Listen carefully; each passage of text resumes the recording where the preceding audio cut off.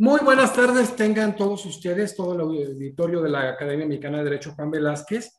Es un gusto continuar, ya que ayer fue la inauguración de este tan importante Congreso Internacional de Derecho Ambiental en homenaje a nuestro amigo el doctor Néstor Caferata, un jurista de la más alta talla. La verdad que la Academia Mexicana de Derecho está muy contenta. Evidentemente se visualiza en Europa y en el grueso de América. Este homenaje por el aporte al desarrollo del derecho ambiental que se ha hecho pretorianamente, doctrinalmente, todo lo que ha aportado el doctor Néstor Caferata precisamente al derecho ambiental, que yo diría que aparte es un tipo revolucionario de verdad, y que es agradable ver cómo cientos de personas han estado comunicando, felicitando a la Academia por el homenaje tan merecido a Néstor. Néstor, antes que nada, pues qué orgullo. Ayer estuvimos con parte del Consejo Directivo Nacional de la Academia y con el doctor Ricardo Lorenzetti. Qué orgullo este homenaje tan merecido por parte de la Academia Mexicana de Derecho por todas estas aportaciones que has venido realizando tú al derecho ambiental, querido Néstor. Bueno, muchísimas gracias, José de Jesús, y a la Academia muy especialmente. Yo creo que es una distinción, un reconocimiento, más que nada a la especialidad. Yo lo tomo desde ese punto de vista. Para mí es una oportunidad de congregar un grupo de colegas, de especialistas, de notables juristas, notables jueces, como el caso del doctor Ricardo Lorenzetti, que abrió este congreso con su conferencia inicial, para difundir las novedades del derecho ambiental, un derecho infieri, un derecho en formación, pero que ha adquirido características relevantes, yo diría, a partir de fines del siglo XX y en los inicios del siglo XXI.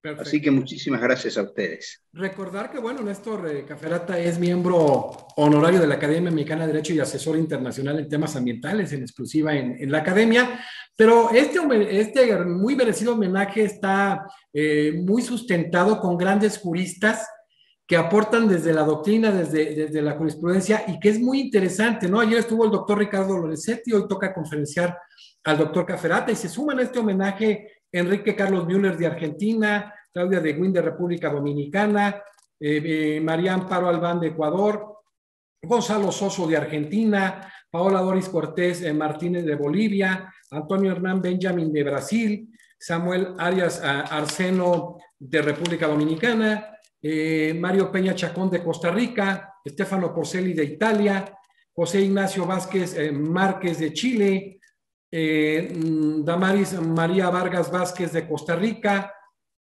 Hugo Echeverría de Ecuador, José Atilio Franza de Argentina, Marcelo Cousillas de Uruguay, Sheila Bet de Paraguay, Vladimir Pasos Freitas de Brasil, Daimar Canovas González de Cuba, Román Duque Corredor de Venezuela, Antonio Irujo de España, Michel Peter Hankel Dumas de Chile, Francisco Tabará de Perú, Enrique Osvaldo Peretti de Argentina, Lilian Toledo de Arce Girona de Guatemala, Armando Tolosa Villabona de Colombia, Aida Kemmelmayer de Carlucci de Argentina, Jesús Giordano Fraga de España, Marco Antonio Velilla Moreno de Colombia, Pablo Joaquín Tinajero Delgado de Ecuador, Samuel Ibarra Vargas de México y Andrea Brusco de Argentina. De verdad, todo un arsenal de ambientalistas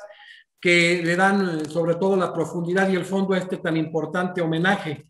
Pues bueno, Néstor, vamos a continuar con la segunda conferencia del Congreso en tu homenaje. Néstor Caferata es secretario de Juicios Ambientales de la Corte Suprema de Justicia de la Nación Argentina, designado por acordada CSJN número 8 del 2015, profesor y subdirector de posgrado de la especialización en Derecho Ambiental de la Facultad de Derecho de la Universidad Nacional de Buenos Aires en Argentina, es subsecretario de Control y Fiscalización 2010-2011, director de Normativa Ambiental 2011-2012, director de Gestión del Desarrollo Sustentable 2012, todos pertenecientes a la Secretaría de Ambiente y Desarrollo Sustentable de la Nación Argentina. Titular de Cátedra de Derecho de los Recursos Naturales y Ambientales de la Facultad de Ciencias Jurídicas de la Universidad de El Salvador, Unidad Pilar en la provincia de Buenos Aires, titular de la Cátedra de Derecho Ambiental de la Facultad de Derecho UCA de la Universidad Católica Argentina, Delegación San Martín, profesor extraordinario de la Facultad de Ciencias Jurídicas de la Universidad Católica de Salta en Argentina, director de la revista de Derecho Ambiental de la editorial Abeledo Perrot, editorial Thomson Reuters, miembro correspondiente de la sección de Derecho Agrario y Medio Ambiente Rural del Instituto de Ciencias Jurídicas y Sociales de la Academia Nacional de Derecho y Ciencias Sociales de Santa Fe, miembro correspondiente del Instituto de Derecho Ambiental y de Recursos Naturales de la Academia Nacional de Derecho y Ciencias Sociales de Córdoba, miembro correspondiente del Instituto de Política Ambiental de la Academia Nacional de Ciencias Morales y Políticas. También obtuvo la medalla al mérito académico por la Facultad de Derecho de la Universidad Nacional Autónoma de México por su importante aporte al desarrollo del derecho ambiental.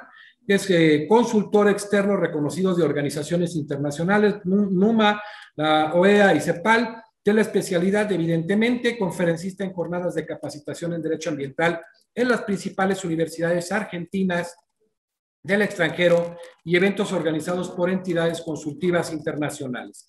Es autor de 300 artículos de derecho ambiental y 10 libros de la especialidad. Retomo, es Néstor Caferata, miembro honorario de la Academia Mexicana de Derecho y es asesor internacional en materia ambiental de nuestra academia. Adelante, Néstor Caferata. Perdón, agregar que la conferencia y la disertación que hoy realizará Néstor Caferata es Principios de Derecho Ambiental, un tema sumamente importante, y entonces damos la palestra, damos el micrófono al doctor Néstor Caferata de Argentina, que es nuestro homenajeado. Adelante, Néstor. Bueno, muchísimas gracias. Me toca hablar de los principios de derecho ambiental. El derecho ambiental es un nuevo derecho, es un derecho de incidencia colectiva, un derecho de masas, grupos, clase, de la sociedad en su conjunto. Es un derecho de pertenencia comunitaria supraindividual, metaindividual, transindividual, referido al bien colectivo ambiente o alguno de sus componentes. En realidad es un derecho de doble personalidad, tiene dos caras como el dios Jano.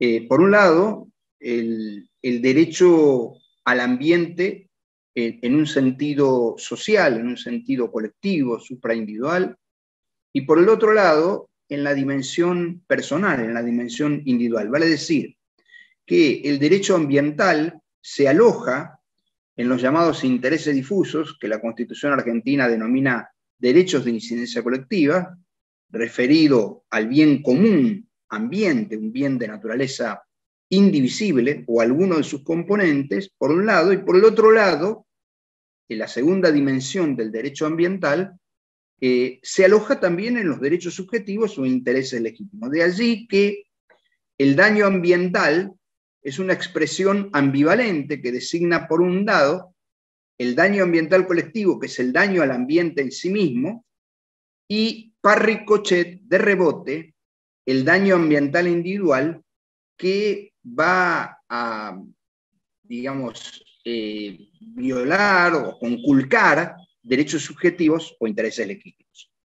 Este derecho es un derecho esencialmente principista y valorista. En realidad, el anclaje de determinación del derecho ambiental se encuentra en los bienes colectivos y en los bienes comunes. De manera que es un derecho que está nutrido, que está sustentado por principios. Los principios constituyen guías de conductas, nos señalan un camino, un sendero que se debe seguir. Son normas jurídicas prima facie, al decir de Betty, en estado germinal, dice Lorenzetti, que cumplen una función evocativa de los valores fundantes y al mismo tiempo una función de carácter delimitativa. Joseph Esser decía que los principios son las ventanas del ordenamiento, en tanto que Eduardo García de Enterría decía que los principios son los órganos respiratorios del derecho. El Tribunal Superior de Justicia Constitucional de España tiene una expresión semejante, en el sentido de que los principios oxigenan todo el sistema jurídico. En realidad, más allá de que la definición o el concepto de principio es un concepto todavía vago e impreciso, los principios son, al decir de Robert Alexis, mandatos de optimización que hay que cumplirlos en la medida de lo posible. En estado de tensión, los principios son normas derrotables, enseña Prieto Sanchís. Tienen una estructura abierta, una estructura maleable, plástica, son flexibles. En realidad, como dice García de Enterría, los principios contienen conceptos jurídicos indeterminados, o como señala Ronald Dworkin, poseen peso o importancia. Mientras que los principios nos indican un camino, un sendero, los valores son los fines del ordenamiento jurídico. Es decir, los valores nos atraen, nos llaman. Los principios nos toman de la mano y nos llevan. Sin embargo, esta distinción entre principios y valores que hace Gustavo Zagrebelsky no siempre es generalizada, no siempre es aceptada por toda la doctrina. Hay autores que prácticamente no distinguen entre principios y valores, porque en realidad los principios contienen valores. Lo cierto es que los principios tienen una dimensión de carácter deontológica o incluso axiológica que orientan la acción. Tienen una estructura, dijimos, abierta, cumplen múltiples funciones, ya dijimos que tienen un carácter evocativo y son fundantes de la disciplina, tienen un carácter de tipo delimitativo, informan el sistema, sirven para recrear las normas obsoletas, actúan como filtros o como vallas de contención, sostienen la pureza del sistema, tienen una función defensiva, logrando la homogeneidad de la base a la par que son invasores. Es decir, los principios tienen un poder de irradiación o un poder de impregnación que los lleva, digamos, a conquistar nuevos territorios para la disciplina jurídica. En realidad, los principios representan algo así como el espíritu mismo de la disciplina jurídica. Es el ADN de la disciplina jurídica, es el ABC de la rama del derecho. Son claves en la determinación de la identidad de la especialidad. Con una particularidad, los principios no se excluyen, no hay una jerarquía de principios. En realidad ya vamos a ver que los principios se distinguen de las reglas, que son normas jurídicas más o menos perfectas, que establecen una descripción de hechos y una sanción, que tienen una visión de carácter retrospectiva, en tanto que los principios son normas finalistas que expresan una orientación de carácter prospectivo. Vale decir, que tienen una estructura muy diferente, mientras que los principios son normas jurídicas prima facie, en estado germinal, conceptos jurídicos indeterminados, contienen, digamos, una expresión muy abierta, como puede ser el principio de buena fe. Las reglas, en cambio, son normas jurídicas descriptivas que establecen una consecuencia, una sanción definida, y tienen, a diferencia de los principios, una visión más bien centrada en el pasado, en el pretérito, aunque vayan a regular conductas futuras, en tanto que los principios apuntan al futuro, la visión es orientar, dar una guía de conducta, pero con un espíritu de carácter prospectivo. Dijimos que tienen poder de irradiación o de impregnación, pero en realidad la diferencia más notable entre los principios y las reglas se nota cuando hay una colisión normativa. En el caso de la colisión normativa de las reglas, van a regir normas, digamos, formalizables, o casi diría con una lógica deductiva tipo Sherlock Holmes. La ley posterior deroga la ley anterior, la ley especial deroga la ley general. Es decir, hay criterios definidos que hacen que la colisión normativa de reglas se defina como una antinomia, de manera que es todo o nada. Es decir, hay una suerte de remoción o de exclusión, se excluye la norma que no resulta aplicable. Si es, por ejemplo, la norma general, es excluida, desplazada, removida por la norma especial. En cambio, los principios, digamos, generan no ya una antinomia, sino un campo de tensión. Y en el campo de tensión, lo que importa es el juicio de ponderación, es decir, el juicio de razonabilidad o el juicio de proporcionalidad. Y tratar de sacrificar lo menos posible, buscar una suerte de transacción, lo menos posible los principios en juego. Porque en definitiva, los principios no hay una jerarquía de los principios, y porque el criterio que se aplica es de carácter casuístico. Y es el juez el que deberá sopesar los principios en juego, cuál de los dos tiene mayor importancia, y va a, digamos, a hacer prevalecer uno sobre otro, preceder uno sobre otro, sin que implique remoción o desplazamiento. En definitiva, no hay exclusión y no hay un campo de antinomia en materia de aplicación de los principios. Entonces tenemos que el derecho ambiental es un derecho muy joven, muy lozano, en formación. Decía Ramón Martín Mateo, es un derecho inmaduro, que está muy lejos de lograr su madurez y probablemente nunca lo consiga, porque el derecho ambiental es algo así como el reverso del riesgo tecnológico.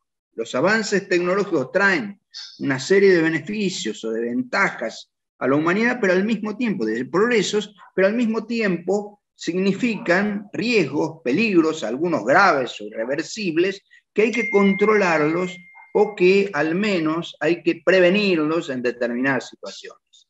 De manera que es un derecho que está en formación, y que se nutre no solamente de principios y reglas propias, sino también de normas provenientes de otras disciplinas jurídicas.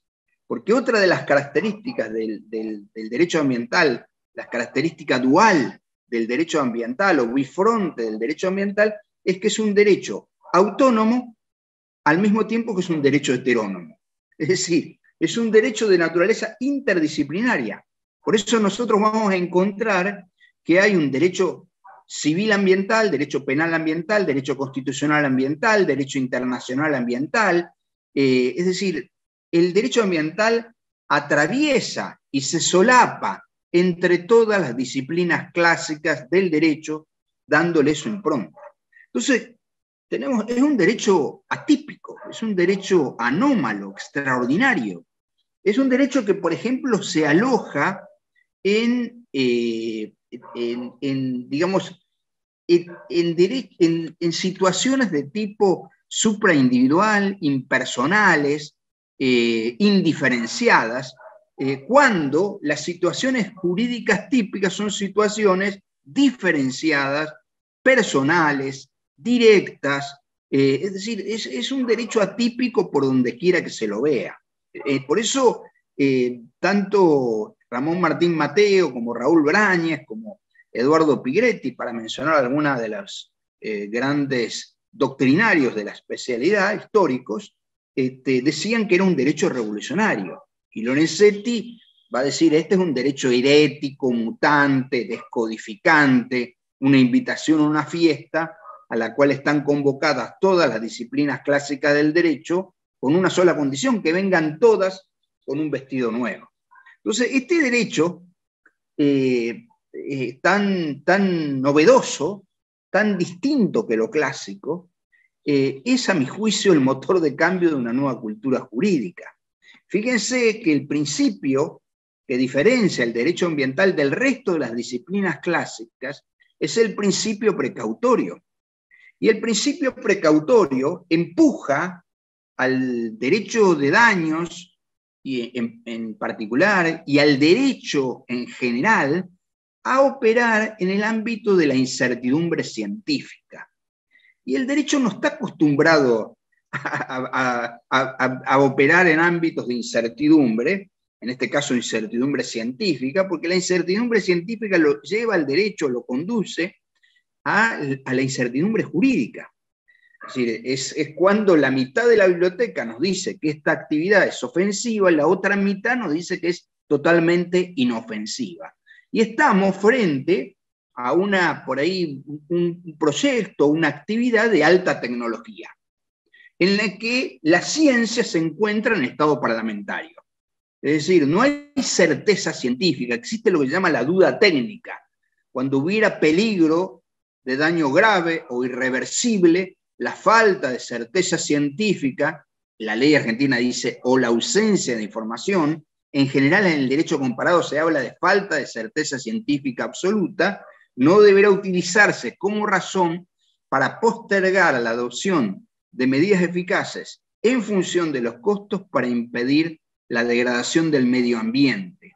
Este principio es un principio muy novedoso dentro del derecho en general, y que genera algunas, digamos, discusiones o debates. Por eso Lorenzetti dice que el principio precautorio genera consenso en los corazones y disenso en las razones. O por ahí el genial Esteve Pardo, el administrativista español, dice que el principio precautorio lo que produce es digamos, el desconcierto del Leviatán, es decir, pone en riesgo uno de los pilares más fuertes del derecho en general, que es el pilar de la seguridad, el principio precautorio. ¿Pero en aras de qué? ¿O con qué finalidad? Con la finalidad de, digamos, de alguna manera garantizar la inocuidad de la actividad. Es decir, el principio precautorio aparece en la historia del derecho comparado en la ley alemana, en Alemania, y luego pasa, o sea, aparece en el derecho interno, y luego pasa al derecho marítimo, aparecen varios convenios internacionales del mar Báltico, del Atlántico, del Sur, y después más adelante vuelve al derecho ambiental, vuelve en un convenio internacional de Bamako sobre movimientos transfronterizos de desechos peligrosos en África, y definitivamente desembarca en el derecho ambiental como el principio 15 de la Declaración de Río de 1992. Pero también aparece en el Convenio Marco de Cambio Climático, artículo 3.3, y está en el preámbulo. También aparece en numerosos convenios internacionales, como compuestos orgánicos persistentes, o en el protocolo de bioseguridad de Cartagena. Es decir, es un principio que tiene un amplio reconocimiento a nivel del derecho internacional ambiental e incluso, especialmente, en el derecho ambiental latinoamericano y caribeño. Casi todos los países de América Latina lo tienen en su legislación, el principio precautorio. Algunos incluso en su constitución, como es la Constitución de Ecuador, o acá en la Argentina, que aparece en la Constitución de la provincia de Entre Ríos. Bueno, es un principio, de alguna manera, sinceramente, es enigmático el principio precautorio. Lorenzetti dice que lo que hay que hacer, el primer paso que hay que hacer, es reducir la incertidumbre. Es decir, el juez debe investigar, debe acumular conocimiento, información. ¿Para qué? Para que llegue un momento en el que el juez adquiera una suerte de estado de certeza de la incerteza. Es decir, el juez debe convencerse que ciertamente se encuentran en un ámbito de estado parlamentario científico. Entonces ahí va a tener que resolver en base a otros criterios. Siempre el criterio tiene que ser casuístico y el principio precautorio tiene la particularidad, a mi juicio, que es un principio que está compartido por el derecho, yo diría por la política, la filosofía y la moral. ¿Por qué digo esto? Porque la UNESCO se encargó de estudiar el principio precautorio y formó una comisión ad hoc, la comisión COMEST, que estudió el principio precautorio en el año 2005, que la entregó, entre otras, nuestra Aida Kemelmacher de Carlucci, una gran civilista argentina, una ex jueza de Mendoza, de la Corte Mendocina. Bueno, y yo me recuerdo que me impresionó la definición que adoptó la UNESCO sobre el principio precautorio. La UNESCO dijo que el principio precautorio se aplica en ámbitos de incertidumbre científica, cuando hubiera peligro, daño grave irreversible, o sea, todos los requisitos conocidos en el derecho comparado y en el derecho internacional público, ambiental. Pero agregó que se aplica cuando hubiera una actividad científicamente plausible, pero moralmente inaceptable. Moralmente inaceptable. Entonces, acá la temática es bien delicada, bien compleja, pero bueno, es uno de los principios del derecho ambiental que además hoy tiene, yo diría casi te diría una nueva versión, en el principio in dubio pro ambiente, pro natura. El principio in dubio pro natura es un principio que aparece en el año 2006, si mal no recuerdo, en la declaración de la UICN, la declaración final de la UICN sobre el estado ambiental del derecho.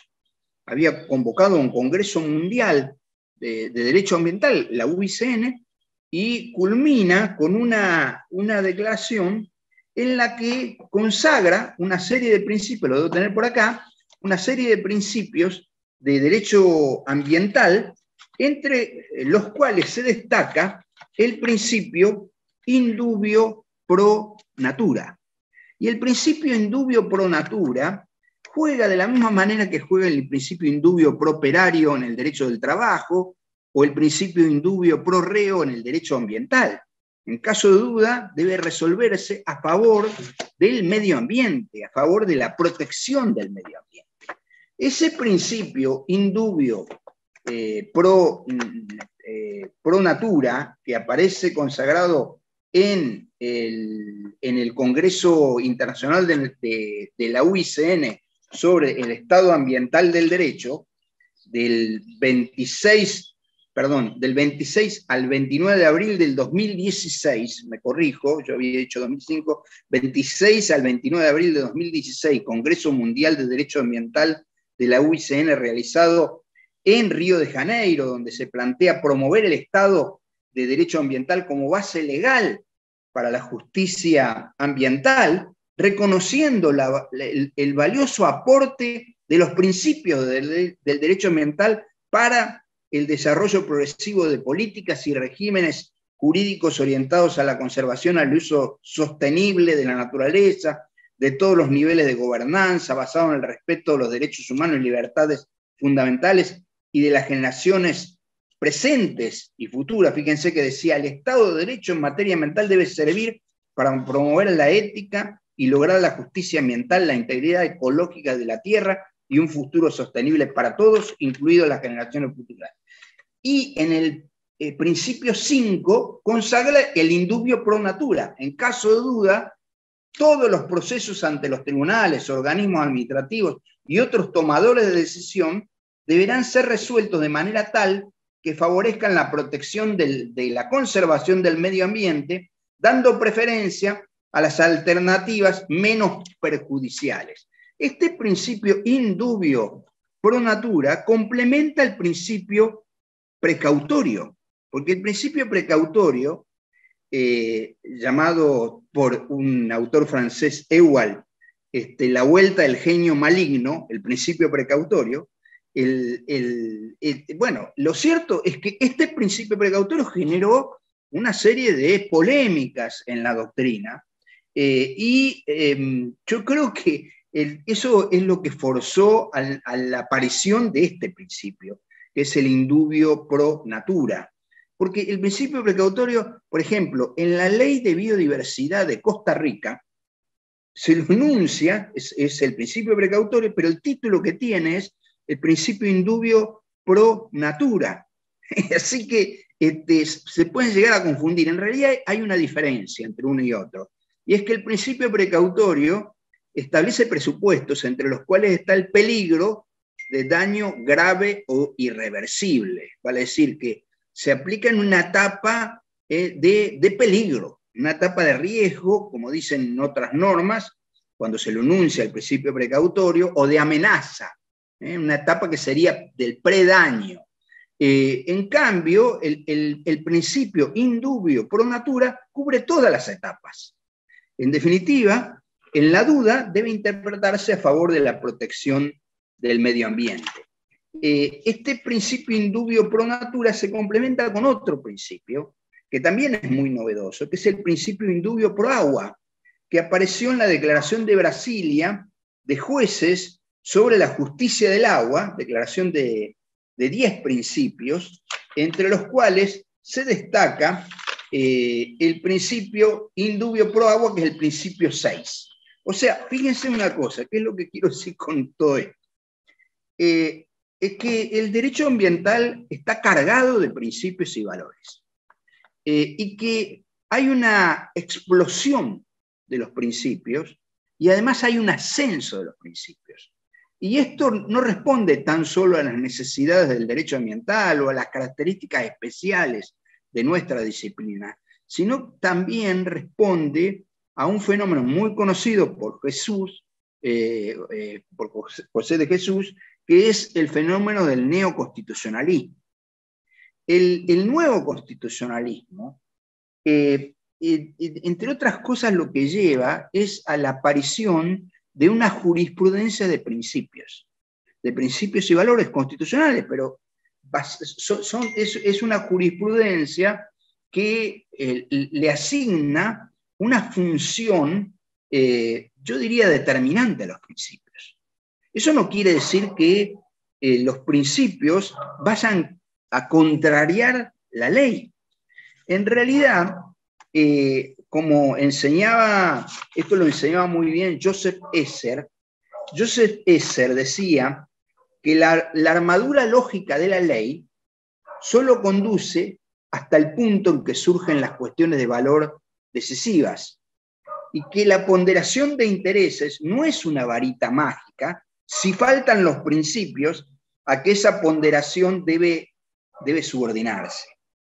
Decía Joseph Esser que es el problema y no el sistema lo que constituye el centro del pensamiento jurídico.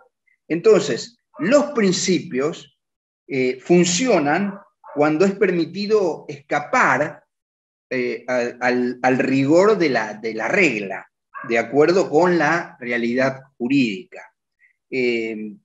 digamos que el ciclo sería el descubrimiento de un problema, la formación de principios y la articulación de un sistema. Esto es la controversia entre pensar abierto y problemático versus pensar cerrado de manera conceptual y deductivo. El positivismo ha servido y mucho al derecho para armar la estructura, para armar el sistema de carácter formal. Y sirve, y mucho, y muy adecuados, el método deductivo, el método formalista de Hans Kelsen, para resolver los llamados casos fáciles. Pero el problema es cuando aparecen los casos difíciles. Porque los casos difíciles no se resuelven con un carácter de removiendo una regla en favor de otra regla, porque en realidad la colisión es tan fuerte que en el fondo lo que existe es un estado de tensión entre principios y valores. No debemos olvidar que las reglas tienen principios ocultos. O sea, detrás de las reglas hay principios. Entonces, muchas veces pasa que o nos encontramos frente a una laguna legal en la que van a jugar un rol determinante los principios, o bien hay una colisión, una antinomia de reglas que en el fondo es tan compleja de resolver que en realidad es un estado de tensión entre los principios y los valores que se alojan en una u otra norma. Entonces,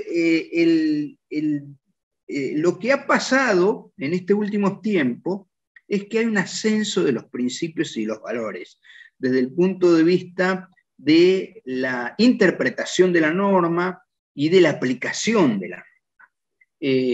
Eso le da una especial relevancia a los principios, y prueba de eso es que nosotros podemos advertir una jurisprudencia de principios a nivel de la especialidad, sobre todo consagrada por Cortes Supremas de Justicia o Tribunales Superiores de Justicia o Consejo de Estados en todo el mundo. No solamente en Argentina, en Brasil, en Chile, en Perú, en México, vemos que las Cortes resuelven casos muy complejos o difíciles del derecho ambiental de la mano de los principios y los valores jurídicos ambientales. El caso de México, el caso del parque ecológico, en el que la Corte mexicana aplicó el principio in dubio pro natura, y el principio precautorio. O sea, esto es más usual de lo que se piensa en el derecho ambiental. Si nosotros vamos a los países desarrollados, vamos a ver que, por ejemplo, hay una explosión de los llamados litigios climáticos. Actualmente Naciones Unidas reconoce que hay más de 1.500 casos de litigios climáticos, pero tenemos fallos ya de cortes alemana, francesa,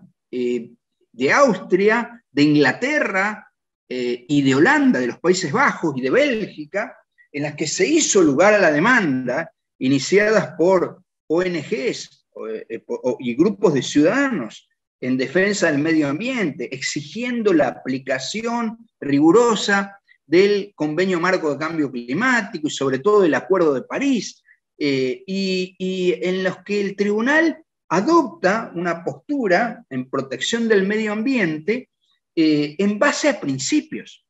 Entonces acá hay un estado de ebullición y de cambio de la jurisprudencia en materia ambiental de la mano de los principios. Y otra cosa que noto es que esto se refleja también en convenios internacionales o incluso en jurisprudencia de la Corte Interamericana de Derechos Humanos, como puede ser la opinión consultiva número 23 del año 2017 en el caso Colombia, o incluso en la reciente condena al Estado argentino en el caso Laca-Honjac. Bueno, en todos estos casos hay referencias a principios del derecho ambiental. Incluso ustedes tengan presente que a nivel internacional la Corte Interamericana de Derechos Humanos distingue entre lo que ellos llaman obligaciones sustantivas de las obligaciones procedimentales. Y las obligaciones procedimentales están muy ligadas a los principios de prevención y precautorio. El derecho ambiental tiene, digamos, como regla de oro la prevención. Hay que trabajar, operar sobre las causas y las fuentes de los problemas, tratando de evitar la consumación del daño ambiental. Ese es el principio de prevención. El principio de prevención, a diferencia del principio precautorio, opera sobre el riesgo sabido, conocido, verificado, comprobado, real. En tanto que el principio precautorio, el enigmático principio precautorio, el inescrutable principio precautorio, opera sobre el riesgo, la amenaza o el peligro de daño grave o irreversible en ausencia de certeza científica. Vale decir, cuando no está claro ni siquiera la relación de causalidad. No estamos planteando una hipótesis, pero hay una situación sospechosa. Yo creo que hay hasta cierto grado verosimilitud en este sentido. Hay un estado hay una serie de indicios que generan un estado de sospecha. El principio precautorio es riesgo incierto, el principio de preventivo es riesgo cierto. Entonces, estamos frente a un ensanchamiento de las herramientas de protección del medio ambiente, aún frente a la incerteza científica. Y decía que aparece, por ejemplo, en el Acuerdo de Escazú. El Acuerdo de Escazú sobre acceso a la información, acceso a la participación ciudadana y acceso a la justicia ambiental, contiene en el artículo 3 la mención de 14 principios de derecho ambiental, entre los cuales se destacan algunos principios compartidos por los derechos internacionales de derechos humanos, con los derechos humanos. Por ejemplo, el principio de igualdad y el principio de no discriminación, o el principio de transparencia y de rendición de cuentas, o el principio de no regresión, principio de progresividad y principio de no regresión, el principio de buena fe. Todos estos principios, de alguna manera, están consagrados en el ámbito de los derechos humanos y ahora aparecen en un convenio internacional muy especial que es aplicable en toda América Latina. Los dos últimos países que ratificaron legislativamente el convenio fueron Argentina y México, y que está vigente desde abril del año pasado. Bueno, y consagra una serie de principios que, vuelvo a repetir, están familiarizados con el ámbito de los derechos humanos, pero que a su vez contiene el principio de prevención, el principio precautorio, y también aparece el principio de máxima publicidad, de equidad intergeneracional, y algunos principios, un par de principios que son propios del derecho internacional, como el principio de soberanía y de igualdad soberana y de no perjudicar con las actividades dentro de la jurisdicción y bajo su control el medio ambiente de otros estados. Bueno, esto es una gran novedad. El Acuerdo de Escazú no hace sino poner de manifiesto dos cosas. Uno es la importancia que tienen los principios en el derecho ambiental y la proliferación de estos principios en distintos instrumentos internacionales, y por el otro lado, la base misma que tiene el derecho ambiental de derecho humano o derecho básico, o desde el punto de vista de los derechos privados, de derecho personalísimo, la íntima relación que hay entre el derecho ambiental y los derechos humanos. El derecho ambiental fíjense que es un derecho transparente, y es un derecho democrático. ¿Qué es lo que quiero decir con esto? Que el derecho ambiental, a diferencia del derecho comercial, que se basa en el secreto comercial, el éxito, la ganancia, el lucro, la ventaja económica se logra a través de la competencia, y la competencia muchas veces es agresiva y presupone cierto secretismo. En cambio, el derecho ambiental, a diferencia del del comercio es un derecho transparente, un derecho que iguala desiguales, iguala al hombre del pueblo, como dice la Constitución del Brasil, cuando habla de los intereses difusos, con los centros de poder político y económico.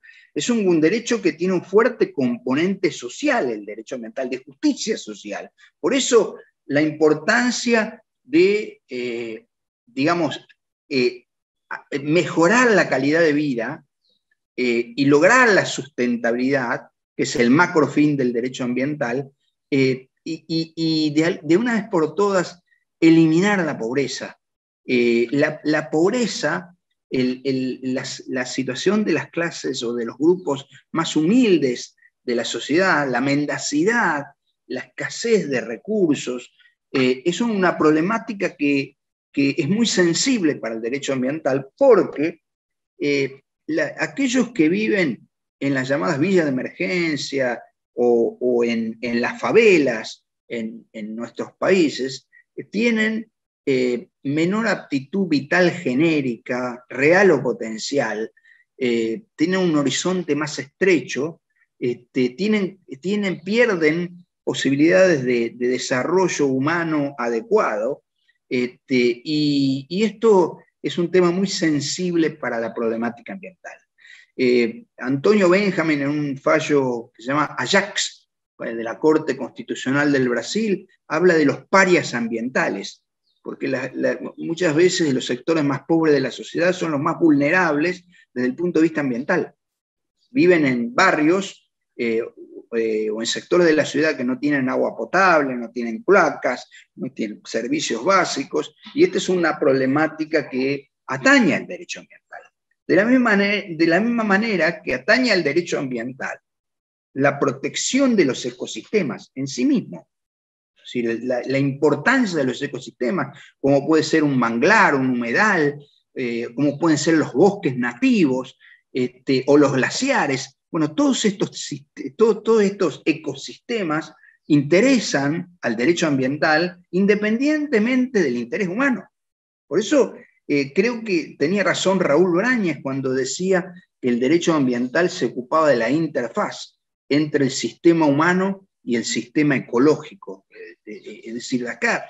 Y esto se puso muy de manifiesto con la COVID-19, con la pandemia, que es necesario proteger los ecosistemas, proteger el planeta en sí mismo, el funcionamiento del planeta. En realidad la contaminación ambiental o el daño ambiental lo que produce es un acto que contraría las leyes organizativas del sistema.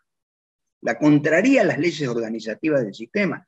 Y todo esto debe ser combatido, debe ser atendido por esta especialidad bifronte, dual, que es el derecho ambiental.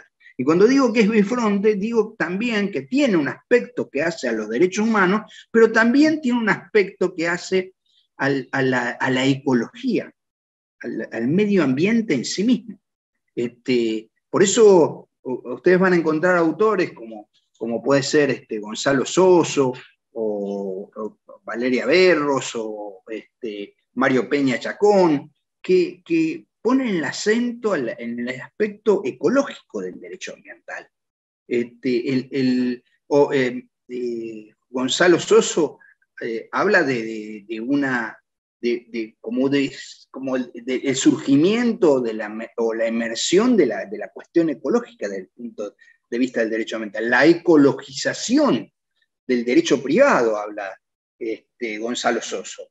Dice que en realidad lo que surge en este tiempo es la necesidad de reformular la teoría de los bienes comunes, que son los bienes indivisibles dentro de los cuales se destaca sin lugar a dudas el medio ambiente. Pero quiero poner de resalto que esta tendencia yo diría, de flexibilización, de apertura, de fortalecimiento del derecho ambiental, de la mano de sus escuderos, porque los principios son los escuderos del derecho ambiental, son como el Sancho Panza. Si el derecho ambiental es el Quijote, los escuderos son los principios. Los principios están parados en el fortín, en la línea más extensa del derecho ambiental, y están para luchar y ganar nuevos territorios y para defender el territorio propio. Entonces,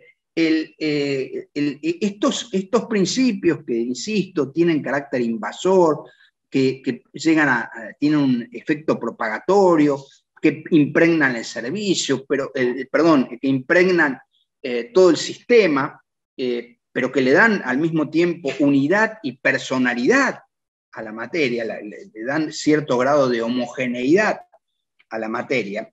Estos principios ya no cumplen una función tan solo subsidiaria, no vienen a cubrir las lagunas legales. Los principios en realidad informan todo el sistema y tienen un peso o una importancia propia gravitante al momento de resolver las cuestiones del derecho que plantea esta materia, que tiene una particularidad.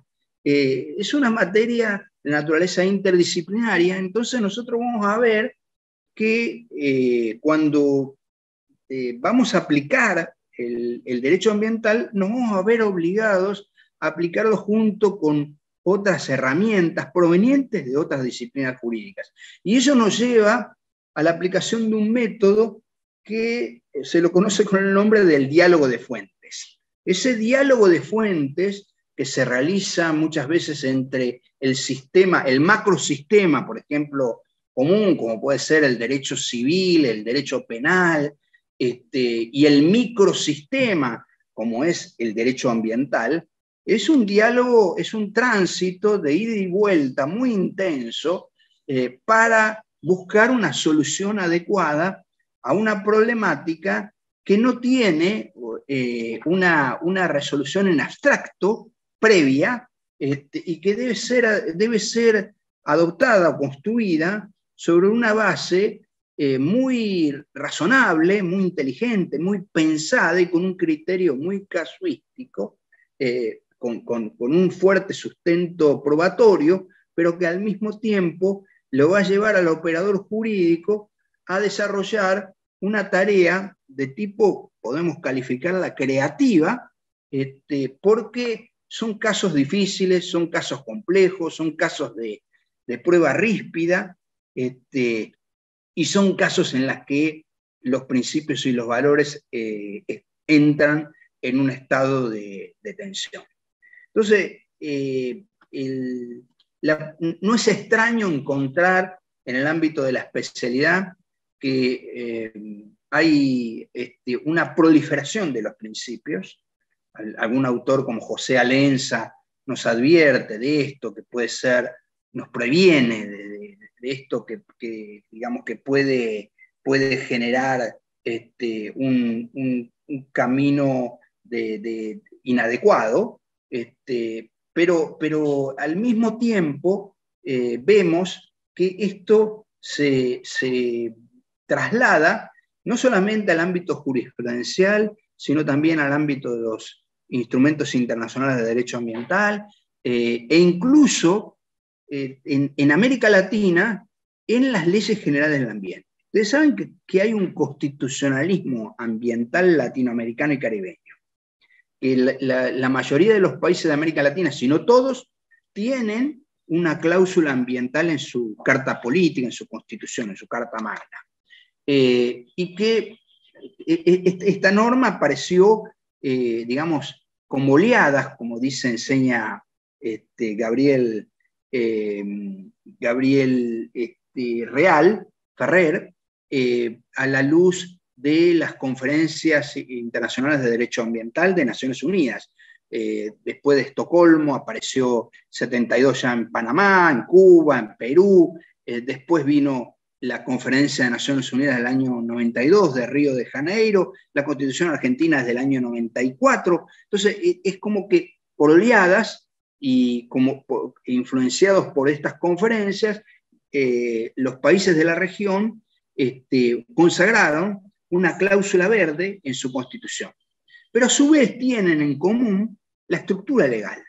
Casi todos los países de América Latina tienen una ley general del ambiente, una ley orgánica, una ley de bases, en la que consagran principios, objetivos, establecen instrumentos de política ambiental y algunas abordan el tema, por ejemplo, del daño ambiental o del proceso colectivo ambiental.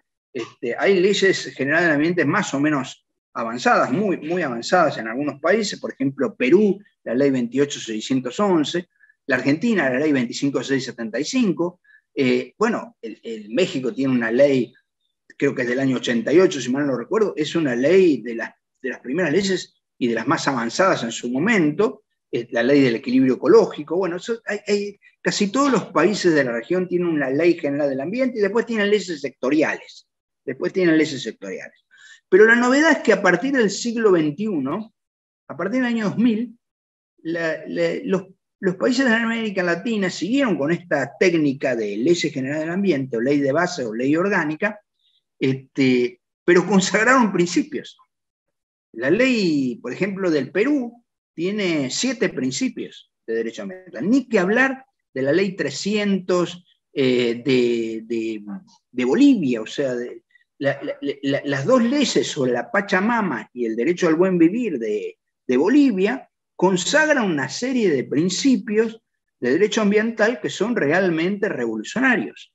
Entonces, esto no es casual, se da a la par que se da la consagración y la aparición de principios en, por ejemplo, instrumentos internacionales de derecho ambiental. Acabo de mencionar el Acuerdo de Escazú, pero también podemos ver que hay otros documentos internacionales muy importantes, como por ejemplo, recién mencionaba el Estado Ambiental del Derecho, de este Congreso Mundial este Congreso Mundial de la UICN de abril del 2016, o el Congreso que en realidad es de Naciones Unidas sobre el agua, en el que se consagró el principio in dubio pro agua, que además tuvo su reflejo en la jurisprudencia de nuestros países. El principio in dubio pro natura fue consagrado en distintos fallos por la Corte de México, la Corte Argentina, la Corte del Brasil, la Corte de Costa Rica. Hay una abundante jurisprudencia en ese sentido. La Corte Argentina lo consagró en una causa relacionada con la defensa de los humedales, una causa que se llama Majul, y habló del principio in dubio pro natura y el principio in dubio pro agua. Pero además, hay una organización que agrupa a todos los jueces de Iberoamérica, la Cumbre Iberoamericana de Jueces, que reúne a los principales tribunales de justicia de todos los países de la región, que tiene una comisión de medio ambiente, y esta comisión, que estaba presidida, entre otros, por Sergio Muñoz, del juez de la Corte de Chile, Ricardo Lorenzetti de Argentina y Antonio Benjamin de Brasil, promueve un documento que fue aprobado a nivel de la Comisión y de la Corte Interamericana, que consagra 95 principios de derecho ambiental. O sea, la temática de los principios en el derecho ambiental es una temática realmente extraordinaria y que merece un acercamiento y un estudio constante de parte de todos los operadores jurídicos. Esto desde el punto de vista sustantivo, estamos hablando de principios de derecho ambiental, pero que tienen carácter sustantivo. Podemos mencionar otros principios, pues si tomamos Escazú, cuando en el artículo 8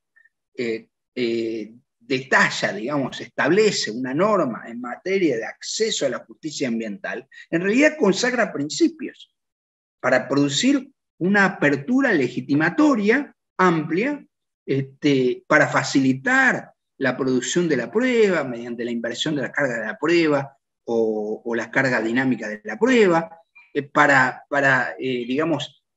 consagrar una suerte de medidas cautelares tempranas, anticipatorias.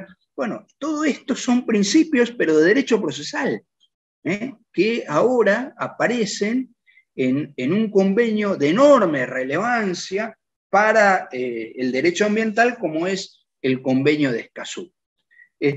Bueno, esto es un poco lo que yo quería mencionar con respecto a esta temática. Quiero terminar con una pequeña apreciación, y era que yo decía que hay muchas sentencias hoy de tribunales superiores de justicia en materia de litigios climáticos.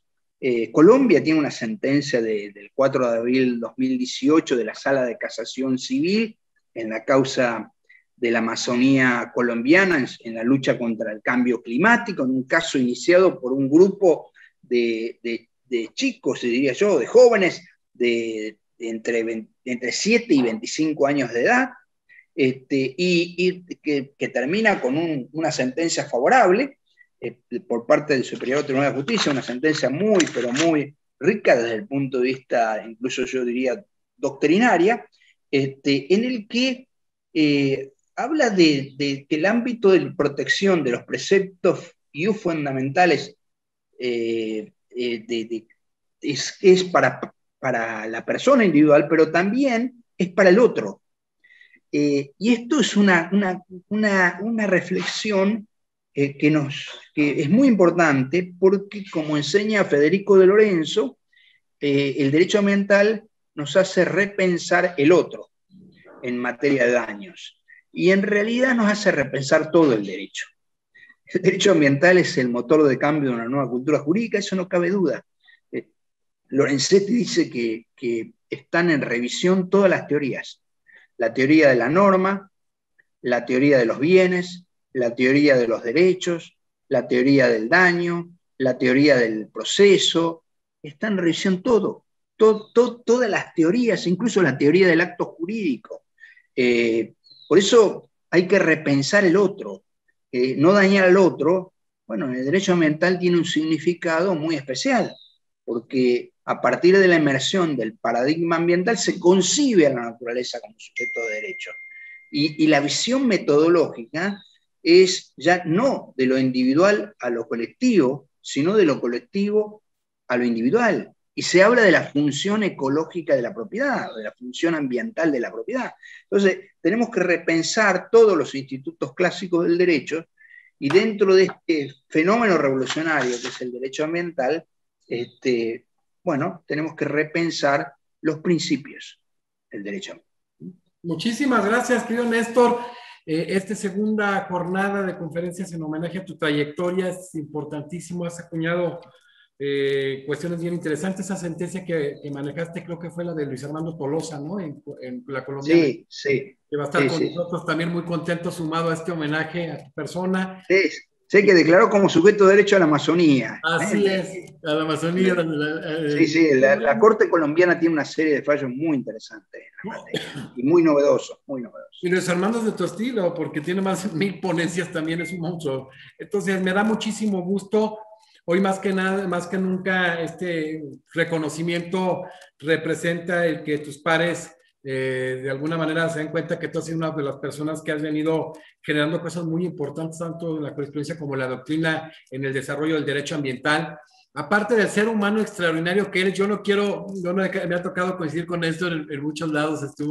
Estuvimos en Iguazú, estuvimos en varias partes. Y me quedó muy grabado un viaje que tuvimos, ¿te acuerdas, Néstor? Que partimos, nos llevaron en vehículo ¿de dónde fue? De Santa Fe a Rosario. A Rosario, sí. Nos quedamos primero ahí y luego de Rosario nos fuimos directo hasta La Campana, ¿te acuerdas? Sí. O sea, sí. Bueno, yo te agradezco muchísimo. Quiero decir una cosa más chiquitita, antes que me olvidaba, y es esto. El derecho ambiental es tan atípico que no solamente protege a las generaciones presentes, sino también a las futuras. Por eso aparece el principio de equidad intergeneracional. Y es un derecho democrático, porque es un derecho de naturaleza participativo. Por eso la importancia de la información pública ambiental. en el derecho ambiental. Es la vuelta del pueblo al ágora, decía Morelo, es decir, la vuelta del pueblo a la plaza para discutir los problemas. Por eso la importancia de la sociedad civil y de las organizaciones no gubernamentales y del ciudadano en la defensa del medio ambiente. Pero hay dos principios que destaco que son importantísimos dentro del derecho ambiental. Uno es el que recién mencionaba, el principio de equidad intergeneracional. Y esto implica repensar qué volumen de protección de cosas le vamos a dejar a las generaciones futuras. Tenemos, decía Morelo, que tenemos una hipoteca moral en favor de las generaciones futuras. Hay que dejarle, digamos, las mismas cosas, los mismos valores, los mismos bienes que recibimos o mejores bienes. Y en segundo lugar, el principio de sustentabilidad. En realidad el macro fin del derecho ambiental es la sustentabilidad. La sustentabilidad es un principio ya más que sustantivo, es el principio de los principios del derecho ambiental, que tiene tres dimensiones, ¿no? Dimensión ecológica o ambiental, dimensión social y dimensión económica. El derecho ambiental es un derecho articulador, es un derecho que tiene que conjugar todas estas dimensiones para, por un lado, lograr el progreso social y, por el otro lado, preservar los recursos naturales y los recursos culturales y lograr el progreso económico. Es un gran desafío que tiene la humanidad, el mundo. Oye, en todos estos debates, Néstor, cuando se hablaba de los derechos de las que primera, segunda, tercera, cuarta generación, sí, se hablaba de que podía ser de tercera y cuarta generación, o sea, simultáneamente. Claro, sí. El derecho, si nosotros adoptamos esa clasificación, que en el ámbito de los derechos humanos por ahí algunos la discuten, pero bueno, claro, desde el punto de vista didáctico es válida. Y el tema del surgimiento. Nosotros sabemos que los derechos humanos de primera generación son los derechos civiles, políticos, que nacen con la Revolución Francesa en 1789, los derechos humanos de segunda generación, los derechos sociales, económicos y culturales que aparecen por ahí, más que nada en la década del 40. Ahí aparece en los 40, pero la primera constitución de corte social fue la mexicana del 17. La mexicana. Y la segunda la de Weimar, pero la primera la mexicana. Fue la primera. Sí, señor. La primera fue la mexicana. La generación con Karel Basak. Exactamente. Estos dos derechos son derechos de naturaleza, el primero, mejor dicho, es de naturaleza, digamos, de abstención, ¿no? De inhibición. Sí. No se metan con mi vida, denme libertad. En cambio, es del Estado liberal del derecho. En cambio, es del Estado social del derecho. Son derechos de naturaleza creditoria o prestacionales. Y aparecen los derechos de tercera generación, basados en la paz, la solidaridad y la cooperación, que son los nuevos derechos. Son los derechos de incidencia colectiva, los intereses difusos. Aparece el derecho ambiental, el derecho del consumidor y del usuario, el derecho contra la discriminación social, el derecho de género, el derecho de las comunidades originarias. Todos estos derechos son los nuevos derechos. Son derechos humanos de tercera generación, claro. Pero Morelo y Lorenzetti dicen que en realidad estos no solamente son derechos humanos de tercera generación, sino derechos humanos de cuarta generación, en cuanto alojan el principio de equidad intergeneracional y además tienen, como bien jurídico tutelado, muchas veces la calidad de vida, que es un concepto muy complejo, muy especial, atípico, y eso hace que estos derechos humanos sean además de tercera generación, de cuarta generación. Así que realmente estamos frente a un derecho revolucionario, atípico, por donde quiera que se lo vea, y eso es lo que tiene que reflexionar el operador jurídico, ¿no? Cuando no es una materia simple, no es que los ambientalistas solamente nos dedicamos y nos preocupamos por la suerte de las ballenas, de los pingüinos, de los delfines, o por el paisaje. Hay mucho más dentro del derecho ambiental y yo los invito a todos aquellos que tengan interés en la materia que profundicen esta disciplina porque realmente es absolutamente imprescindible y está cambiando todo el derecho, aunque parezca increíble, a la luz de este microsistema que es el derecho ambiental. Interesantísimo, ¿no? Y la verdad da para mucho, por ejemplo, cuando hablabas de estos derechos de tercera generación difusos, colectivos, y hay un aspecto especial, los individuales homogéneos. El artículo 5 de la Constitución de 88 de Brasil es muy interesante, pero todavía es mejor y más profundo el artículo 81 del Código del Consumidor brasileño del 90. Entonces, vamos a encontrar muchas cosas, vamos a seguir, yo creo que se va a generar con esta conferencia muchas cosas, y al cierre, pues vamos a volverte a tener, mi querido Néstor, un privilegio tenerte en este homenaje. Sabes que eres miembro honorario de la Academia, asesor internacional en temas ambientales, se te quiere mucho, se te valora mucho desde la Academia. Ayer estuvo una parte del Consejo Directivo Nacional junto contigo y Ricardo Lorenzetti, y pues bueno, despedimos esta segunda conferencia en homenaje al doctor Néstor Caferata. Muchísimas gracias, Néstor, y felicidades. Gracias, José, un abrazo. Pues despedimos hoy al doctor Néstor Caferata, el secretario de Juicios Ambientales de la Corte Suprema de Justicia de la Nación Argentina, un extraordinario jurista que ha hecho numerosos aportes al desarrollo del derecho ambiental en ámbito pretoriano, en doctrinal. Es un verdadero referente, no en nuestra América Latina, en el mundo. Es un hombre, además, un gran ser humano, un gran amigo. Yo le tengo un especial cariño, bromeamos muy seguido, pero la verdad le ha aportado tanto a un tema que se está construyendo día a día, pero de una manera vertiginosa, con juristas de la talla de Néstor Caferata. Y continuamos el día de mañana con la tercera conferencia. Muchas gracias. Gracias, Néstor.